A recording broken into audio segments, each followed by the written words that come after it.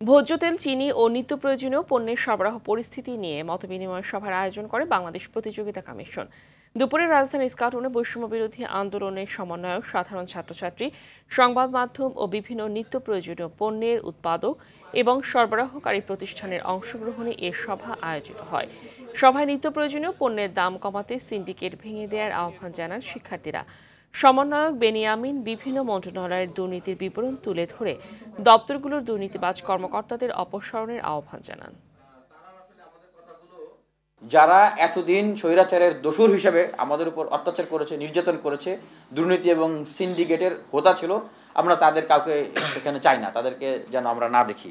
আমরা চাই যে দুর্নীতিগ্রস্ত কর্মকর্তারা সেখান থেকে চলে যাবে, তাদের শাস্তি হবে, স্বৈরাচারের দোসররা চলে যাবে, তাদের শাস্তি হবে এবং এনবিআর দেশবান্ধব, জনবান্ধব এনবিআর এর কর্মকর্তারা মন মানসিকতা নিয়ে, চেতনা নিয়ে তারা কাজ করবে। আমাদের প্রতি আপনাদের যে আকাঙ্ক্ষা এই কমিশনের প্রতি, এটা আমি যদি আপনার জায়গায় থাকতাম এই আকাঙ্ক্ষা আমারও থাকতো, কিন্তু আমার সক্ষমতার অভাব আছে। স্বতন্ত্র তদন্ত ইউনিট দরকার, স্বতন্ত্র অনুসন্ধান টিম দরকার। আমি এই ক্ষেত্রে পিছিয়ে আছি।